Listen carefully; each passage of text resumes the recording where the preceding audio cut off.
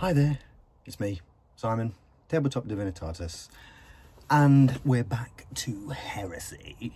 Yes, we are. As we know, 3rd edition has now been out for a wee little while, not long, and we've all managed to get hold of it, and pretty easy to get hold of it, but we're not going to talk about it today. What we're going to talk about is feelings. Now it's out, and we've got the rules, and we've been able to play with it, find out what it's all about, and discuss how we think it's going to be going forward and where we think the game is going to take us.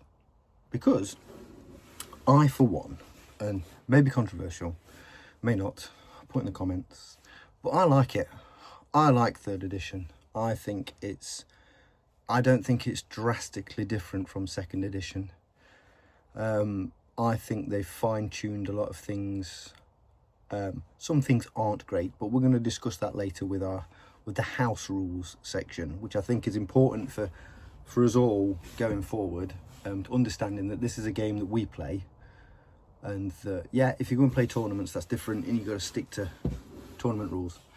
But when you play it with your friends, or if you're playing it with your groups or whatever, instilling good house rules to make up for holes or things that don't work very well is very important for the game itself, and something that can help the community going forward. But for now, we're going to talk about feelings about 3rd edition and where it is and where we are and things. So yeah, first and foremost, it's not drastically different. Things are fine-tuned. There are differences, obviously, and there's a lot of differences, but it's not so far departed from what 2nd edition was.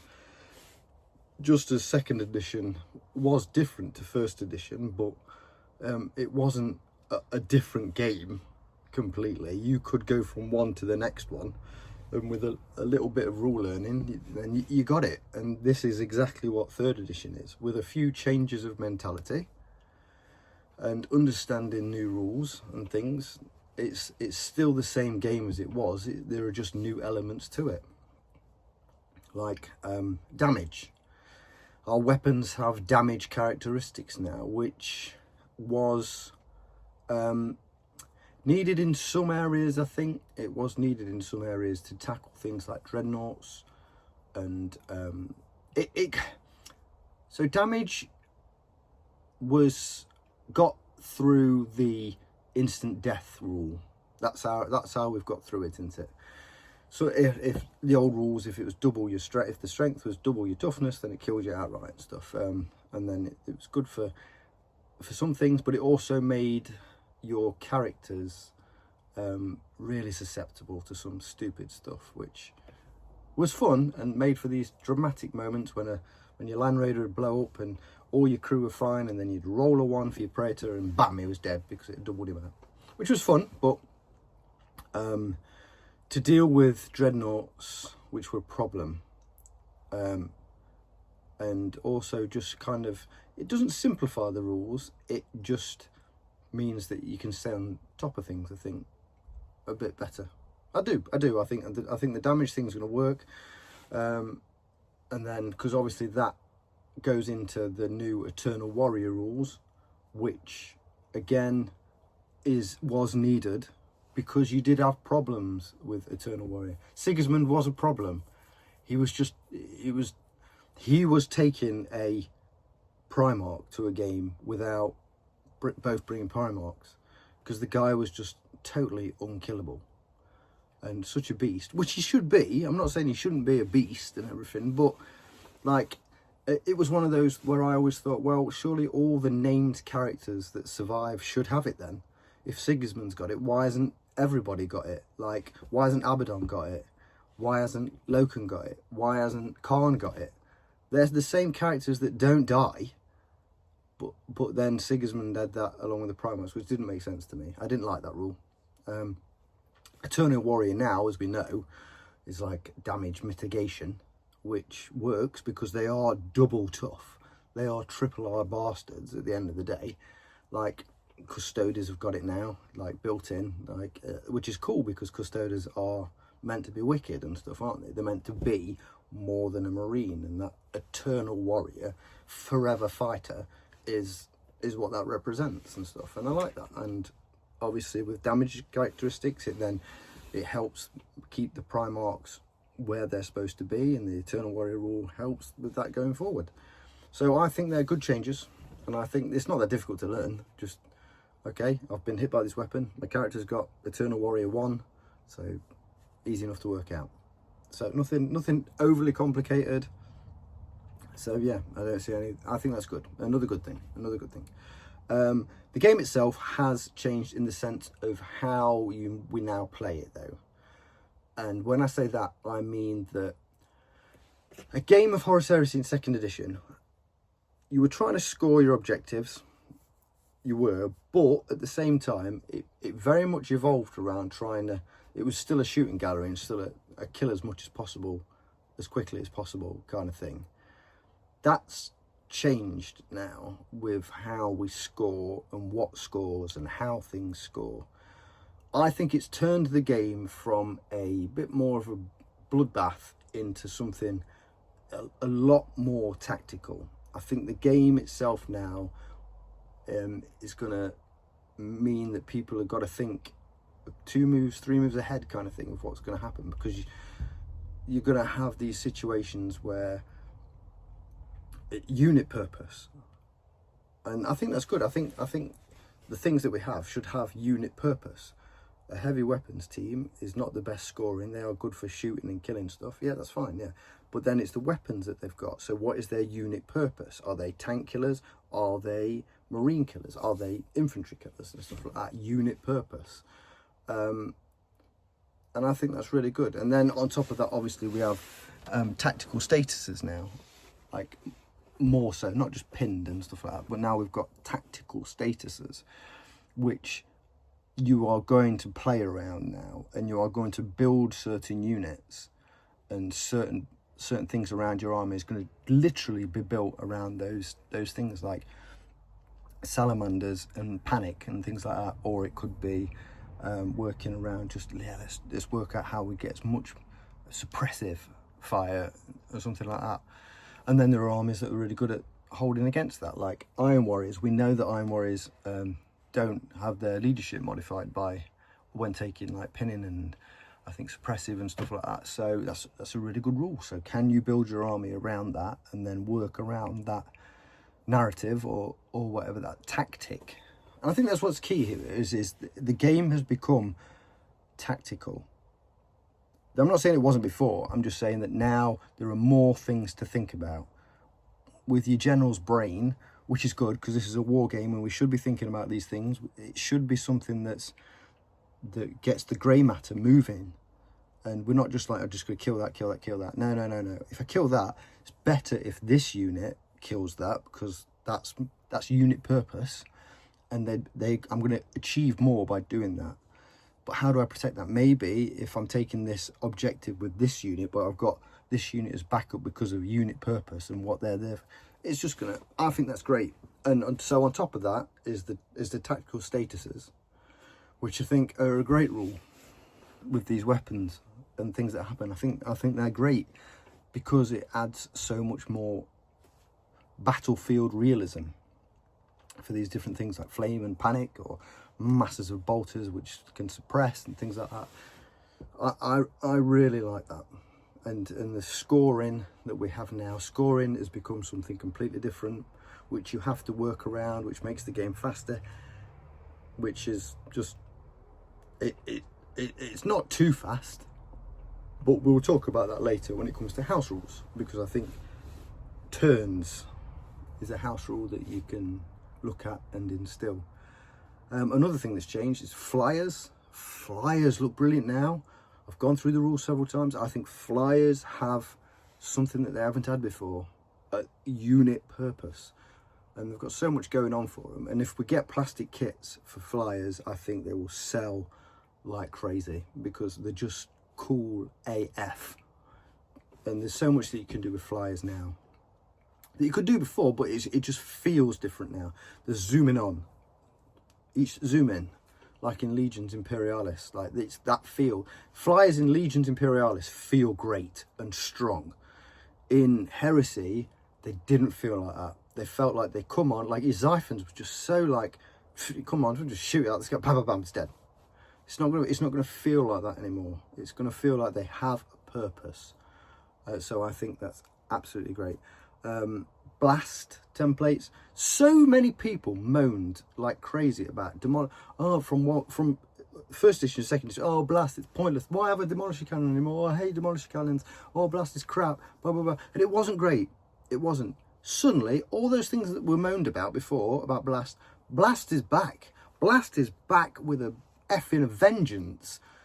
Like Vindicators, your quad mortars out like that now look brilliant, I'm afraid. And when the militia rules come out, watch out, because people are going to be spamming the shit out of like Earthshaker cannons and stuff like that, which were going to cost next to nothing in a militia list.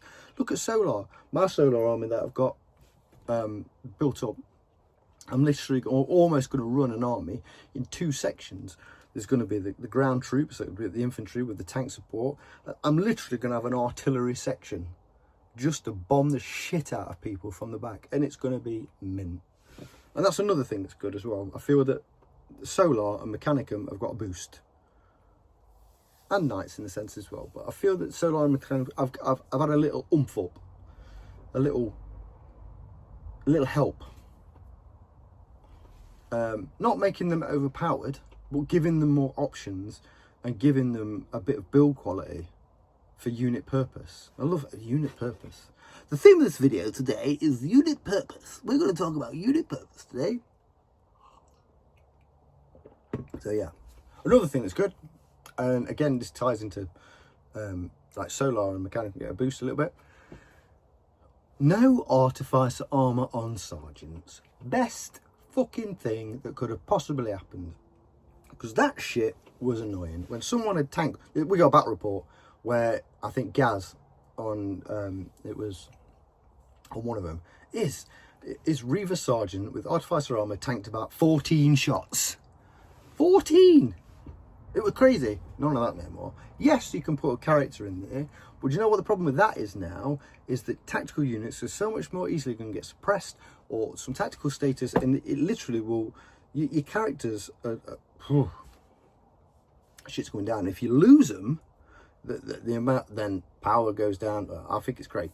Yeah, that's a really good thing. There just seems to be less like ability to protect, which is good on some levels. Another good thing, rerolls are gone. I mean, that's brilliant, isn't it? I think that's dead good.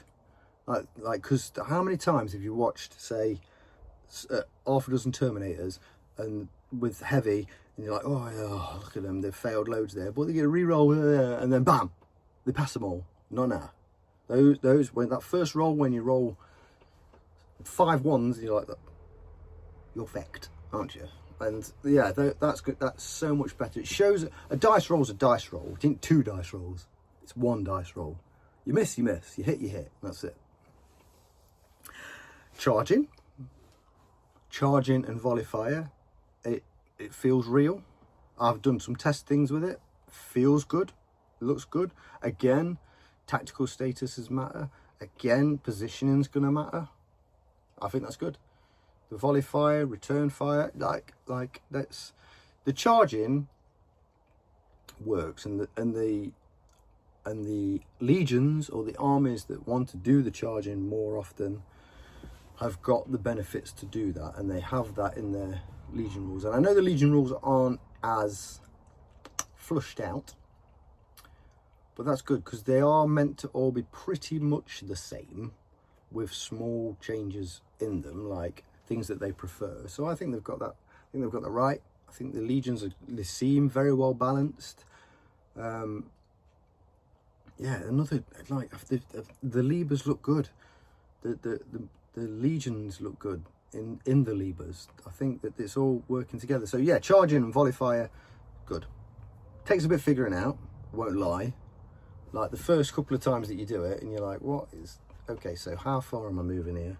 So I can move volley fire and then roll, but it takes a bit of getting used to. But all this takes a bit of getting used to first. And those first 2-3 games that you play are going to be slower because you've got to get into the rhythm of it. But as you know, as with any game, once you get it down, then it's easy. Like, practice, and then that's it. You've got it. Just set up a couple of models and be like, right, I've just got to practice this so I know the element of what I'm doing here, and then you've got it. So I think, yeah, charging I think is really good. Challenges. Let's talk about challenges. Wicked. No more do we get that sergeant with the power fist, like just standing up and freakishly smashing some huge praetor to bits. Like, no, can't do that in challenge. No, it's got to be, you got to be a top class warrior to be able to go into it. And I think they're great. I think that they make for something, and I think that what people should be doing is making little dioramas to have, and then stick your models on it and be like, right, let's fight this out. A little diorama, put them to one side, fight it out and everything. Yeah, make it an experience, make it cinematic, do something cool with it, and then they'll feel cooler and they'll feel good. And yeah, it's a little mini game, and yeah. So I know people think the game's shorter, but it's not shorter. If you play the game, it's not shorter. Shit's going on, and there's a lot of stuff to figure out, and the games aren't shorter. There are less turns, but like at least at first anyway, they're not shorter. And the because scoring gets quite high and there's a lot going on, then but yeah, challenges, really good. Make them special, and they will feel special. Vehicles are good. Enough said. Armor 14 is now a thing. A Kratos is a fucking thing now. That it's a beast. A Spartan is a beast. No more like you pay 300-400 points for a tank that blows up after one lucky lascannon hit, tarnishes it. No, it's not happening. It's sticking around for a little bit, and it's going to cause havoc, and you've got to deal with it. And again, unit purpose. If you're going to bring tanks, like you can make lists of a shit ton of tanks, which are going to be hard as nails. Not a lot of scoring, but hard as nails. And those lists are going to be solid. Woe betide seeing 2, maybe 3 Kratoses on a battlefield. That's shit scary, I'm afraid. But yeah, tanks, they just feel good.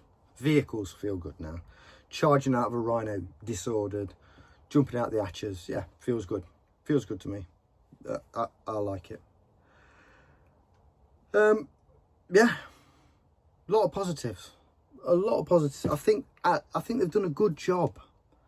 I know there's loads of negativity, and there's even more with the legacy PDFs. Like, I know it's late now from when this video is coming out. Don't worry. People just stress the fuck out too quickly. Just relax, take it in. Like, we've gave the comments, they've took it on. And again, house ruling. If you've got these stuff that you want to use, let's talk about it now, okay? House rules, yeah?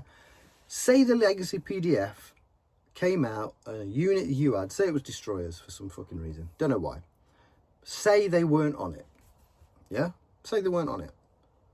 Then just make something for it. Yes, you can't take it to a tournament, but if you show it your gaming group, like these are the stats that I put for a destroyer unit. This is what they can have. Is everybody cool with that?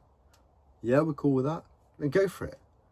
Games Workshop aren't going to come to your house and be like, all right, you're not allowed to do that. I didn't do a legacy PDF for destroyers, so you're not allowed to make them up. Not going to happen. Just do it yourself. It's no problem with that. Like, literally, just calm down. Like, if there's something not there, then make it for yourself. So and there are other things that need to be house ruled. Probably more than anything else is cover in this new edition is total dog shit. I don't know who came up with this at Games Workshop, but you fucked up, kid, massively, because it's a crap set of way of doing it. So, like we'll be doing, like me and Jack, when we film our games, we're just going to go back to the same line of sight blocking. Like, if you're in terrain, you would get a 5 or a 6+, depending on the type of terrain that it is. Like, if you can't see, you can't see. If you can see, like through the building, and you can see, then you can see. Like, these Marines have got special lenses in their eyes so they can see in the dark. So they can see through an open window. Just because a guy's like more than 3 inches away from the actual wall, it's like, well, I can still see him through that window. Then you can see him.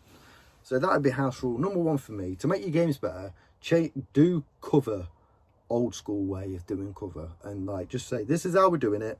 Like, I know light, there'll be rules for light cover, and everyone will just choose light. You can go above that and be like, well, there's light, and then there's like, shall we just say that we use our brains at the time when we get down and we look at the mod and we're like, well, what can he see? He can like literally see only like his head.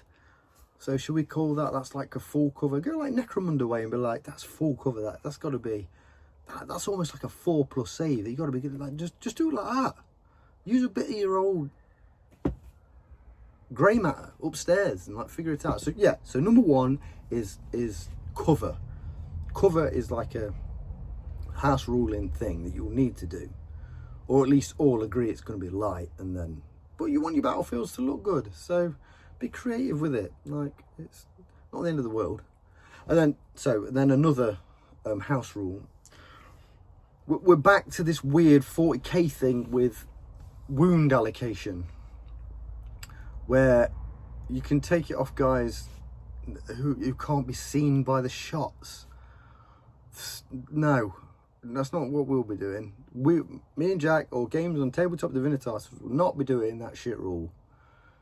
If you can't see the guy, you can't kill the guy. If a bullet or a las beam or a bloody thing can't hit the guy, can't kill him. It can kill the rest, but it can't kill him.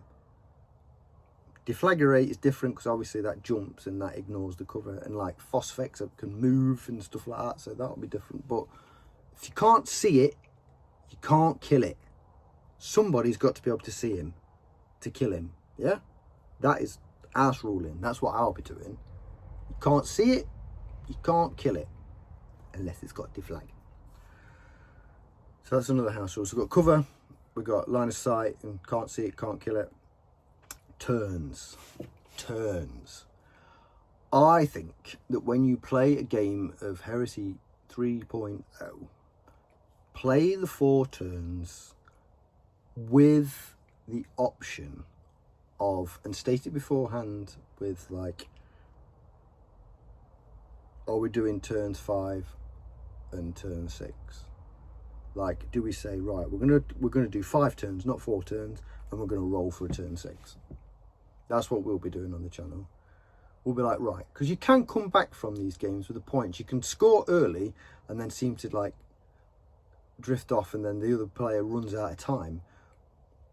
We're going to be playing 5 turns with the option of a turn 6 on a roll, because I feel that will help and eliminate some of the problem with the game being too fast, and people, because you end up manoeuvring too fast, I think, as well. It's like a boom, boom, boom, boom, boom, get where we need to be because we haven't got many turns to do it.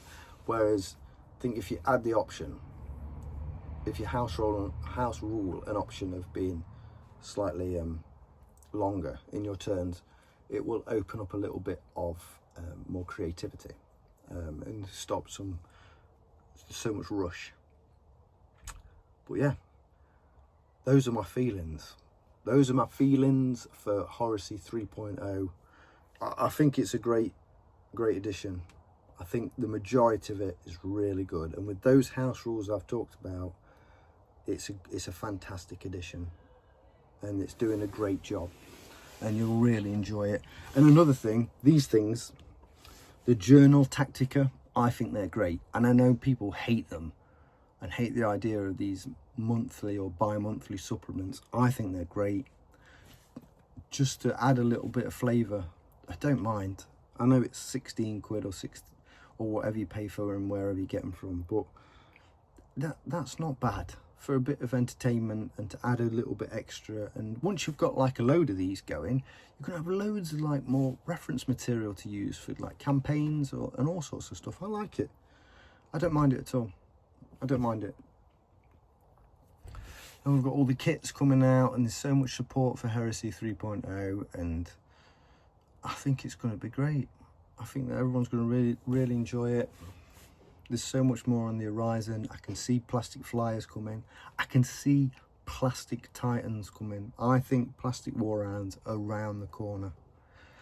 I can see like proper Skitari units coming out. I can see even more, like I can see new Custodes coming out, new Sculpts. I can see a plethora of new characters coming with all these journals. I can see lots of that happening.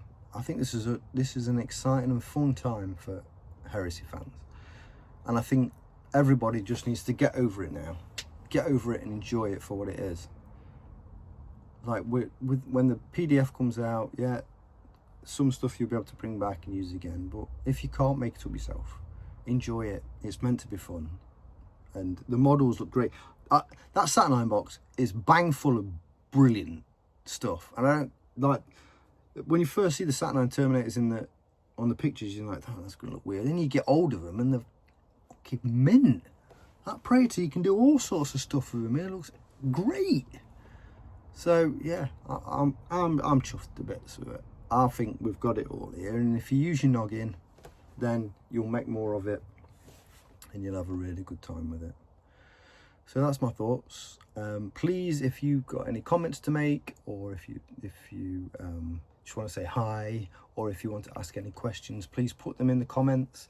Please give us a like and a subscribe. We've just passed over 500 subscribers, which is amazing.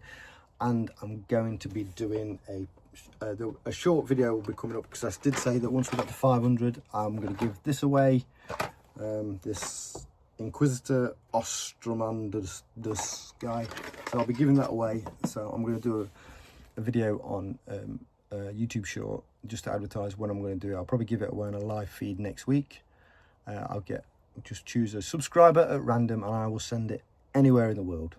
So if you haven't subscribed, get subscribing, and once we get to 750, I've got more stuff to give away, and then when we get to 1,000 subscribers, I'll give more stuff away. And I don't get any of this shit for free. I have to buy it, or I got that because I got the Warhammer Plus thing. But yeah, I'll go out and I'll buy it, and yeah, and then I'll give it away, because I love doing this and it's great fun. I want to thank everybody for the support so far, and let's keep doing it. And please, yeah, like I said, like and subscribe. And the next video might be a Necromunda one, or I might talk a bit more about units in Heresy and discuss my new Blood Angel army that I'm putting together for this new edition, and how I'm doing it and putting it together, and the theme that I'm going for. But thank you very much for watching. Always a pleasure. And I shall see you very soon. Peace out, brothers. Bye.